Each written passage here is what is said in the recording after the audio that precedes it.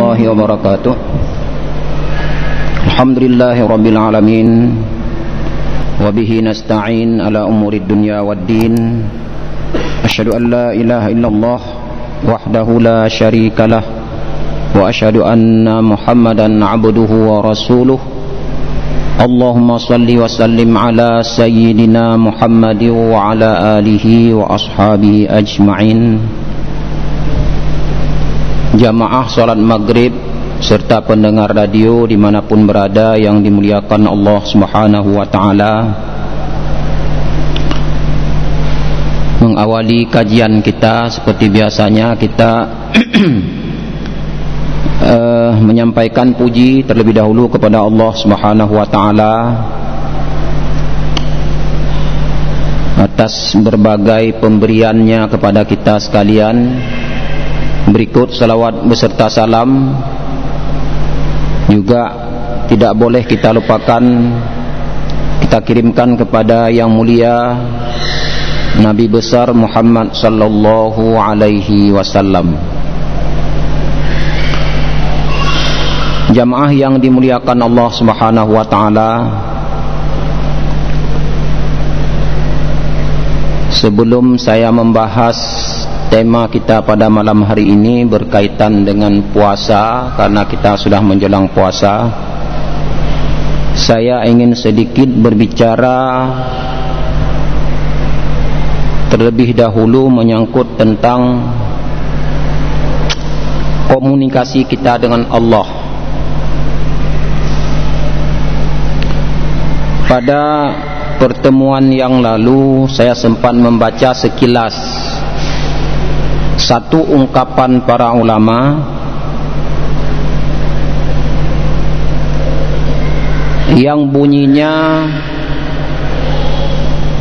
idza aradta ayyukallimakallahu fa'alaika biqiraatil Qur'an. Ya. Apabila kamu bermaksud agar kamu dijadikan atau kamu ingin mendengar, mengetahui agar Allah berbicara denganmu, fa'alaika biqiraatil Qur'an. Jadi kita bila dalam hidup ini ingin Allah berbicara dengan kita, maka hendaklah kita membaca Al-Quran. Ini komunikasi kita dengan Allah, dan ini terkait erat dengan bulan puasa, karena pada bulan puasa itu bulan yang disyariatkan juga untuk membaca Al-Quran, walaupun tidak dikhususkan pada bulan puasa. Ungkapan ini para jamaah sekalian sangat mempunyai arti yang dalam, dan kita telah mendapat kedudukan yang paling tinggi di sisi Allah. Jadi ketika kita membaca Al-Quran, itu berarti kita sedang berbicara dengan Allah. Jangankan dengan Allah para jamaah sekalian, kita ditegur atau diberikan waktu untuk berbicara dengan manusia biasa, tetapi punya kedudukan yang tinggi. Enggak usah jauh-jauh terlebih dahulu, tetapi umpamanya saja kita sebagai rakyat biasa sempat berbicara dengan gubernur saja misalnya,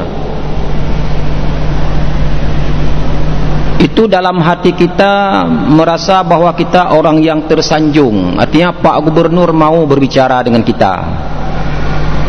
Atau kita sempat berbicara dengan presiden, apalagi. Jadi ketika presiden mau berbicara dengan kita, ya apapun alasannya, saya pikir kita termasuk orang yang terhormat pada waktu itu. Jadi kalau dengan manusia biasa saja kita merasa terhormat ketika kita berbicara dengan beliau, maka apalagi ketika kita sempat diberikan kesempatan untuk bisa berbicara dengan Allah. Maka orang yang membaca Al-Quran, terlepas surat apapun yang dibaca, ayat apapun yang dibaca, berarti kita sedang berbicara dengan Allah Subhanahu wa taala. Makanya dikatakan di sini, idza aradta ayyukallimakallah, apabila kamu bermaksud agar Allah berbicara dengan kita, maka hendaklah kita membaca Al-Quran. Ini poin paling penting saya pikir para jamaah sekalian. Maka hendaklah dalam hidup kita memperbanyakkan waktu untuk membaca Al-Quran, terlebih ketika nanti bulan puasa. Artinya bulan puasa kita semakin banyak berbicara dengan Allah. Kemudian wa idza aradta an tukallimallaha fa'alaika bid-du'a, apabila kamu bermaksud kamu ingin berbicara dengan Allah, maka hendaklah kamu membacakan doa. Kalau tadi Allah berbicara dengan kita, bila kita ingin Allah berbicara dengan kita, maka kita hendaklah membaca Al-Quran. Tapi yang kedua ini, apabila kita bermaksud kita yang berbicara dengan Allah, artinya dari kita kepada Allah. Kalau tadi dari Allah kepada kita, maka dikatakan oleh salah seorang ulama salaf ini, fa'alaika bid-du'a, maka kita hendaklah membaca doa. Karena yang namanya doa itu adalah memohon sesuatu kepada Allah Subhanahu wa taala. Jadi makanya jangan segan-segan, jangan merasa gengsi ketika kita berhajat kepada sesuatu, membutuhkan sesuatu, maka hendaklah kita berdoa kepada Allah Subhanahu wa taala, karena pada saat itu kita berarti sedang berbicara dengan Allah. Kemudian satu penggal lagi, wa idza aradta an tukallimallaha wa yukallimuka fa'alaika bis-shalah. Nah, ini penggalan yang ketiga. Apabila kamu bermaksud ingin berbicara dengan Allah dan Allah ingin berbicara denganmu, artinya timbal balik dua arah. Kalau di atas tadi satu arah, Allah berbicara dengan kita, yang kedua kita berbicara dengan Allah, mendengarkan ucapan-ucapan Allah. Tapi yang poin yang ketiga ini adalah ini dari dua arah datangnya, dari arah kita kepada Allah dan Allah kepada kita. Makanya disebutkan, apabila kamu bermaksud ingin berbicara dengan Allah dan Allah berbicara denganmu, fa'alaika bis-shalah, maka hendaklah kamu melaksanakan salat. Jadi ada tiga hal di sini para jamaah sekalian, yang pada pertemuan yang lalu mungkin tidak sempat kita berikan penjelasan. Penjelasan pertama, bila kita ingin agar Allah berbicara dengan kita, kita membaca Al-Quran. Amal ibadah yang dianjurkan adalah membaca Al-Quran. Tetapi apabila poin yang kedua, apabila kita ingin berbicara dengan Allah, maka yang dianjurkan adalah membacakan doa.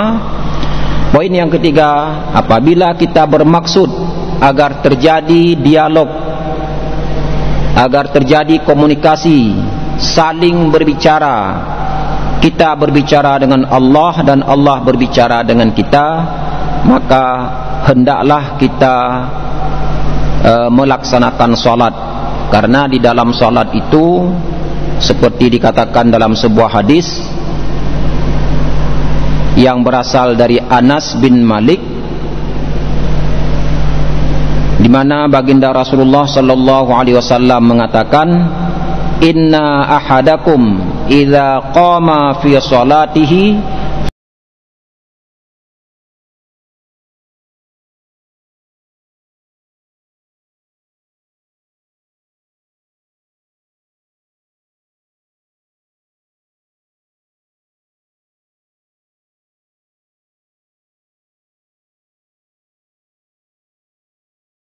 oleh salah seorang ulama salaf di atas, itu didukung oleh hadis Rasulullah bahwa orang yang melaksanakan salat berarti sedang bermunajat dengan Allah.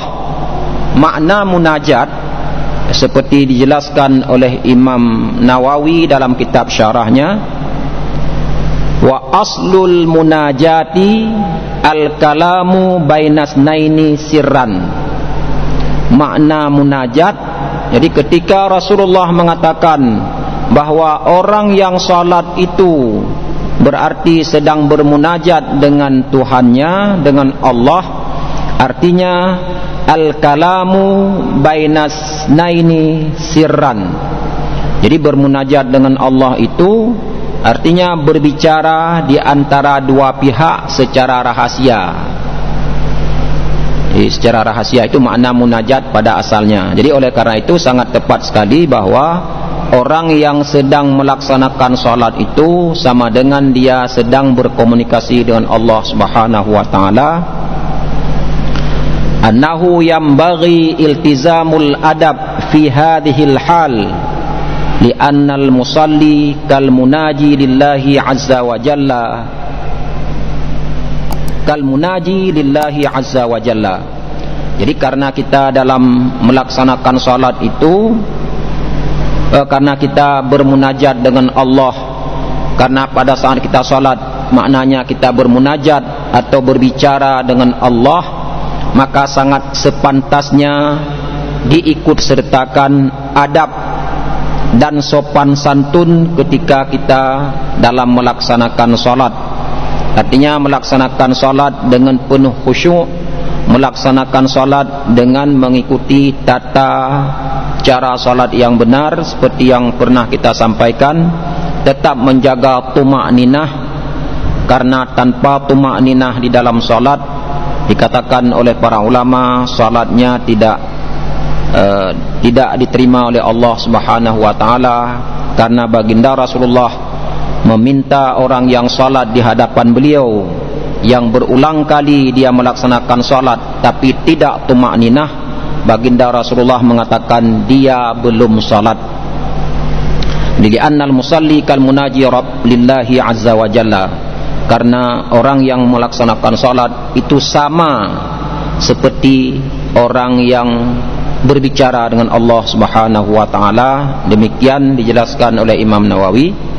Yukhatibuhu bikalamihil Qur'an wal azkar, dia berbicara dengan Allah dengan kalimat-kalimat Al-Quran dan dengan kalimat-kalimat zikir. Jamaah yang dimuliakan Allah Subhanahu wa taala, apa yang ingin kita sampaikan pada poin ini adalah 3 poin pertama itu sangat banyak manfaatnya kepada kita, yaitu manfaat membaca Al-Quran, manfaat berdoa, dan manfaat melaksanakan salat. Karena pada waktu itu kita sedang berkomunikasi dengan Allah, kita sedang sangat dekat kepada Allah. Apalagi ketika sujud, dikatakan oleh baginda Rasulullah, itu sangat dekat lagi kita dengan Allah Subhanahu wa taala. Maka oleh karena itu para jamaah sekalian, saya menghimbau diri saya sendiri dan para jamaah sekalian, hendaklah pada saat kita melaksanakan salat, pada saat kita membacakan Al-Quran, pada saat kita berdoa kepada Allah, maka ikutilah tuntunan yang diberikan oleh baginda Rasulullah agar komunikasi kita dengan Allah menjadi lebih baik, agar komunikasi kita dengan Allah menjadi lebih diridai oleh Allah, agar komunikasi kita dengan Allah mendapat kebahagiaan kita mulai di dunia dan di akhirat kelak. Ini 3 poin yang saya pikir yang sangat tepat kalau kita terapkan lebih-lebih pada bulan Ramadan ini. Berikut jamaah sekalian, ada sedikit waktu lagi kita ingin berbicara tentang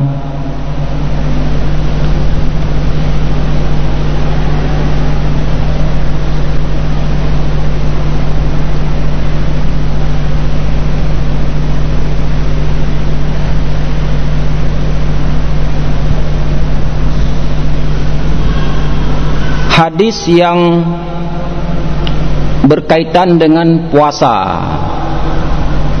Ada satu hadis para jamaah sekalian di mana baginda Rasulullah sallallahu alaihi wasallam bersabda, dan ini saya pikir sudah sangat sering kita dengar dari guru-guru kita, ataupun mungkin juga sudah sering kita baca,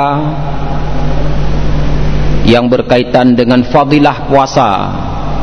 Hanya untuk kita ulang kaji karena sudah mendekati puasa, yaitu hadis yang diriwayatkan oleh Bukhari Muslim. Saya mengambil poin-poinnya saja, di mana baginda Rasulullah sallallahu alaihi wasallam bersabda,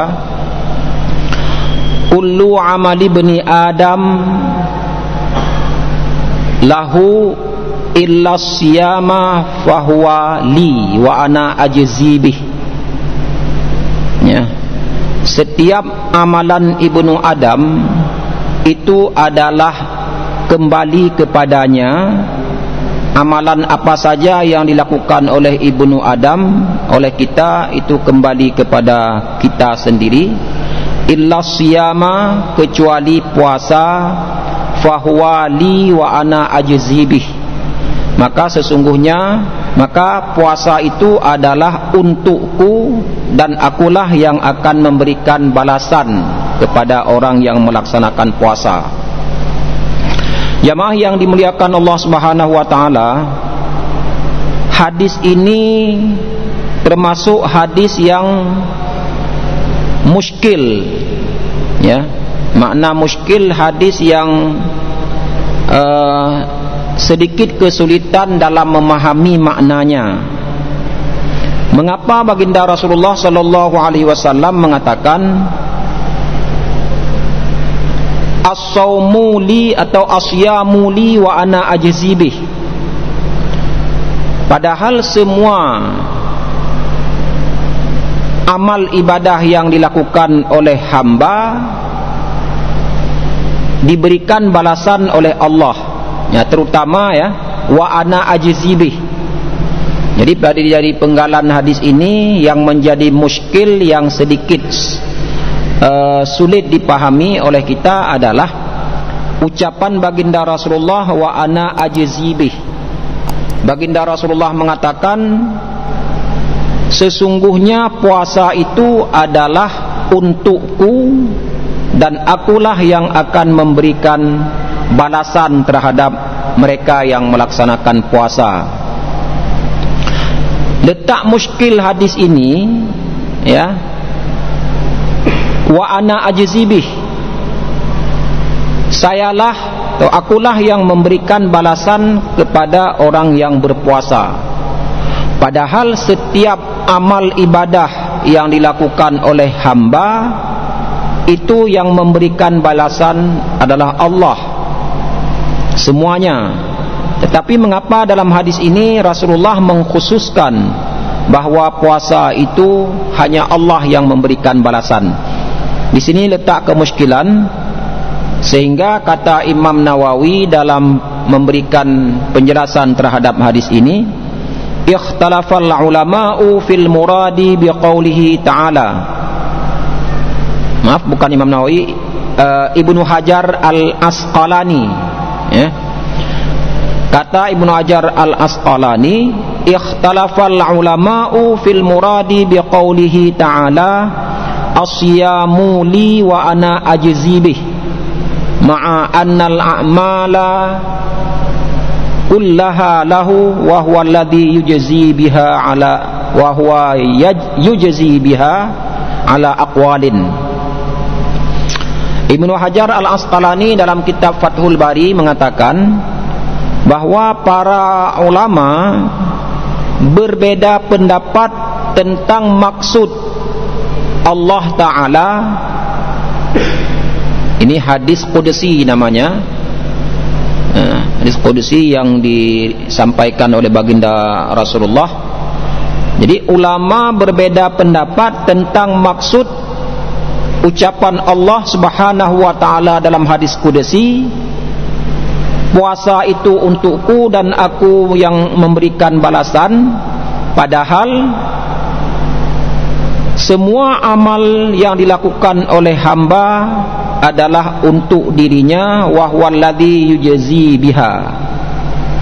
Ya, semua amalan yang dilakukan oleh hamba kullaha lahu, semuanya itu kepada Allah, maksudnya semuanya itu dilakukan kepada Allah. Wa huwallazi yujzi biha, dan Allah lah yang akan memberikan balasan. Nah, jadi para ulama berbeda di sini. Apa maksud bahwa Allah lah yang akan memberikan balasan terhadap orang yang berpuasa? Salah satu di antara maksud hadis ini adalah ahaduha anna shauma la yaqa'u fihi riya' kama yaqa'u fi ghairihi. Nah, ini alasan yang pertama yang diberikan oleh Ibnu Hajar Al-Asqalani dalam kitab Fathul Bari. Beliau mengatakan alasan Allah mengatakan bahwa puasa itu akulah yang akan memberikan pahalanya, karena pada puasa tersebut tidak terjadi riya, sebagaimana terjadinya riya pada selain amal ibadah puasa. Ini para jamaah sekalian, pada puasa itu sesungguhnya itu tidak ada riya. Artinya perbuatan puasa, fi'lus shaum itu tidak terjadi riya. Baru terjadi riya puasa ketika ada qaulunnya, ya, ketika orang yang berpuasa itu bercerita ataupun menyampaikan kepada orang lain. Karena dia perbuatan, dan perbuatan itu yang lebih khusus adalah perbuatan hati, ya, keikhlasan yang ada dalam hati itu tidak bisa dilihat orang. Jadi berbeda dengan amal ibadah lain. Amal ibadah lain walaupun ia berbentuk perbuatan, tapi ada gerakan-gerakan, sehingga pada saat kita melakukan sesuatu bisa dilihat oleh orang lain. Misalnya kita melaksanakan sholat, misalnya kita melaksanakan haji, itu sangat jelas kelihatan oleh orang lain. Tapi orang yang berpuasa tidak nampak, kecuali ketika dia berpuasa menyampaikan kepada orang lain. Inilah salah satu alasan mengapa Rasulullah atau mengapa Allah Subhanahu wa Ta'ala dalam hadis qudsi ini mengatakan, mengkhususkan puasa itu kepada Allah, dan Allah sendiri yang mengkhususkan, hanya Allah lah yang akan memberikan balasan terhadap orang yang berpuasa. Disebutkan di sini, innama khassas siyama li'annahu laisa yadharu min ibni Adam bi fi'lihi. Nah, jadi dikhususkan puasa itu karena tidak nampak. Annahu laisa yadhhar, karena tidak nampak dari ibnu Adam dengan melakukan perbuatan puasa. Wa innama huwa syai'un fil qalbi, tetapi puasa itu adalah sesuatu yang terletak di dalam hati. Wa yu'ayyiduha hadha ta'wil qauluhu sallallahu alaihi wasallam, laisa fi siyami riya'un. Dan hal ini dikuatkan dengan ta'wil, ya. Wa yu'ayyiduha hadha ta'wil, pentakwilan ini dikuatkan oleh sabda Rasulullah laisa fis siyami riyaun. Jadi Rasulullah pernah mengatakan bahwa pada puasa itu tidak terjadi riya. Jadi hakikat puasa yang sebenarnya itu tidak terjadi riya kecuali disampaikan ataupun diberitahukan kepada orang lain. Inilah yang kadang-kadang para jamaah sekalian, kita sangat susah menjaga hal ini, ya, terutama pada saat melaksanakan puasa sunat. Kalau puasa wajib, mungkin kalau kita sebagai orang Islam tahu bahwa kita berpuasa. Tapi kalau puasa sunat, yang seharusnya tidak perlu kita sampaikan kepada orang lain, tidak perlu kita beritahukan kepada orang lain, tetapi karena mulut kita latah, apalagi memang sengaja memberitahukan, sehingga telah menyia-nyiakan amal ibadah yang kita lakukan, yang seharusnya tidak diketahui oleh orang lain, tetapi pada saat kita beritahukan kepada orang lain, maka nilai puasa yang kita lakukan, yang tadinya dia merupakan amal ibadah yang tidak ada riya, tersembunyi, maka menjadi riya dengan hanya menyampaikan kepada orang lain. Kadang-kadang sengaja ilun dan puasa orangnya, nah, tidak penting kita sampaikan, tapi kita ya kadang-kadang ya susah mengendalikan hal itu, memberitahukan sesuatu yang tersembunyi kita nampakkan sendiri. Jadi ini alasan pertama mengapa maka Allah mengkhususkan puasa untuk dirinya, padahal yang lain juga untuk Allah semua. Kemudian alasan yang kedua dikatakan oleh Ibnu Hajar, annal murada biqaulihi wa ana ajzi bihi anni anfaridu bi'ilmi miqdari thawabihi wa tad'ifi hasanatihi. Jadi alasan yang kedua, maksud dengan firman Allah dalam hadis qudsi, saya yang memberikan balasan kepada orang yang berpuasa, itu artinya hanya aku saja, hanya aku sendiri yang mengetahui kadar balasan atau berlipat gandanya kebaikan yang diperoleh oleh seseorang yang melaksanakan puasa. Jadi kalau umpamanya amal ibadah lain, di dalam hadis-hadis itu disebutkan, ya, satu melaksanakan kebaikan, satu kebaikan itu dibalas sampai 70 kali berlipat-lipat. Sedangkan pada puasa itu tidak ada batas. Jadi yang mengetahui batas ataupun kadar pahala orang yang berpuasa hanya Allah sendiri.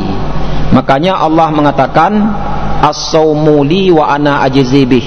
Puasa itu milikku dan aku sendirilah yang akan memberikan balasan dan melipat gandakan kebaikannya.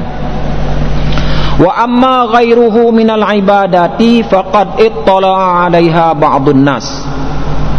Adapun amal-amal ibadah selain dari puasa, maka amal ibadah itu dapat diketahui oleh sebahagian orang. Jadi selain puasa itu bisa diketahui oleh orang. Qala al-Qurtubi ma'nahu annal a'mala qad kashafat maqadira sawabiha linnas. Al-Qurtubi mengatakan bahwa perbuatan-perbuatan atau amalan-amalan yang lain itu telah terbuka ataupun telah diketahui kadar pahalanya oleh manusia, wa annaha tudha'afu min 'asyaratin ila 700 ila masyaallah illa siyama. Jadi kalau amal-amal ibadah yang lain dilipat gandakan min 'asyratin ila 700, satu kebaikan yang kita lakukan dibalas sampai 10 sampai 700 sampai 700 kali balasan. Illa siyama, tetapi kecuali puasa. Jadi pada puasa itu tidak disebutkan satu kali melaksanakan puasa dibalas 10 kali atau sampai 700 kali. Tidak disebutkan itu. Fa innallaha yusibu alaihi bighairi taqdirin. Jadi orang yang melaksanakan puasa itu akan dibalasi, diberikan pahala oleh Allah bighairi taqdirin, tanpa disebutkan batasnya. Ya, kalau kebaikan yang lain disebutkan satu kebaikan dibalas 10 bahkan sampai 700 kali, tapi puasa tidak disebutkan batasnya. Jadi Allah memberikan balasan kepada orang puasa itu sehingga tidak terhitung oleh manusia betapa banyaknya pahala yang dilipat gandakan oleh Allah Subhanahu wa taala.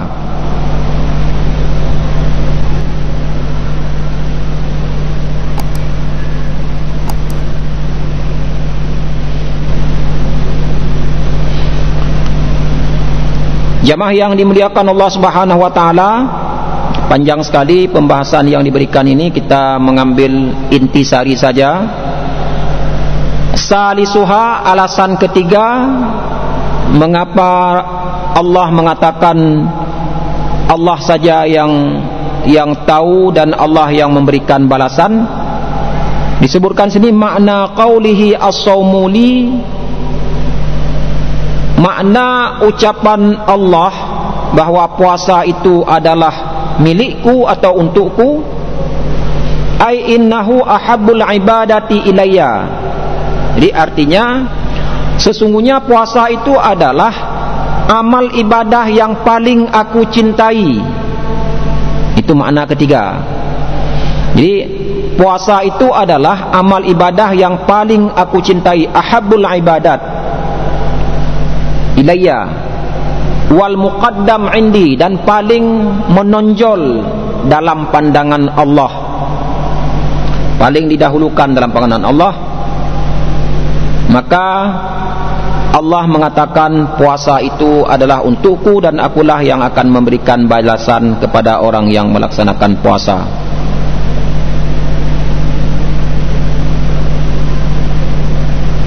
Seperti disebutkan oleh Ibnu Abdul Bar, kafa biqaulihi as-saumu li fadlan lisyami ala sairil ibadat.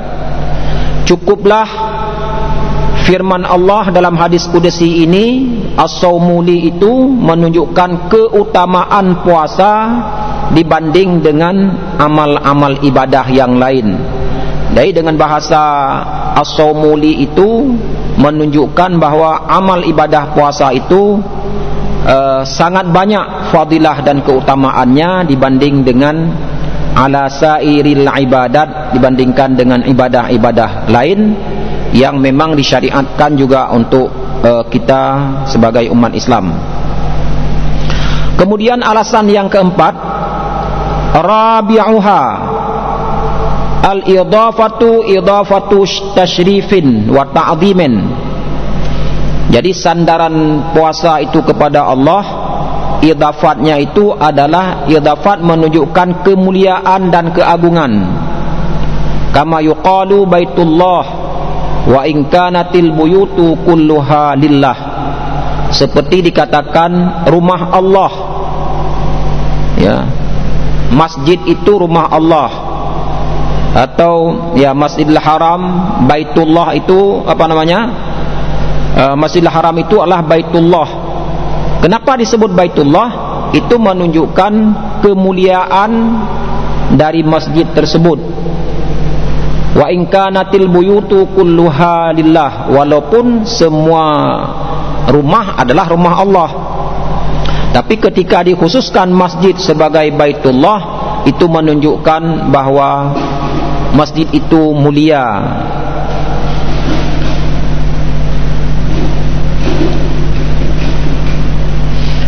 Kemudian poin yang kelima, kita enggak sempat bahas seluruhnya. Poin yang kelima, ketika dikatakan as-saumu li wa ana ajzi bih, adalah puasa itu untukku atau puasa itu milikku.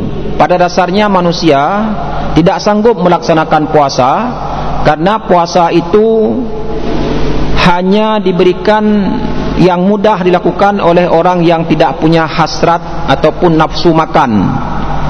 Sementara manusia diberikan nafsu untuk makan, lalu ditahan manusia tidak boleh berpuasa.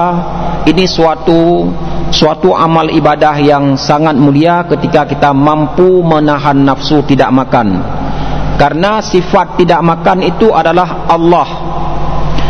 Jadi ketika manusia mampu mengikuti sifat-sifat Allah, yaitu tidak makan, maka dengan demikian pahala yang melaksanakan puasa itu pun akan sangat luar biasa, karena bisa mengikuti sifat-sifat yang dimiliki oleh Allah Subhanahu wa taala. Inilah beberapa alasan tentang mengapa Allah mengatakan mengkhususkan puasa untuknya, dan Allah lah yang akan memberikan balasan. Ada beberapa alasan lain, waktunya sudah habis, kita padai saja sampai di sini.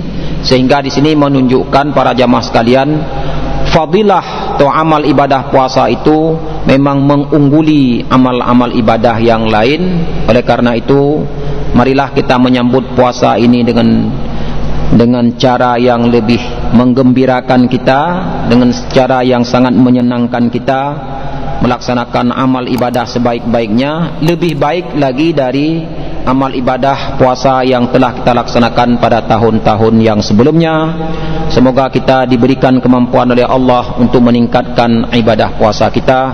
Wabillahi taufik wal hidayah. Wassalamualaikum warahmatullahi wabarakatuh.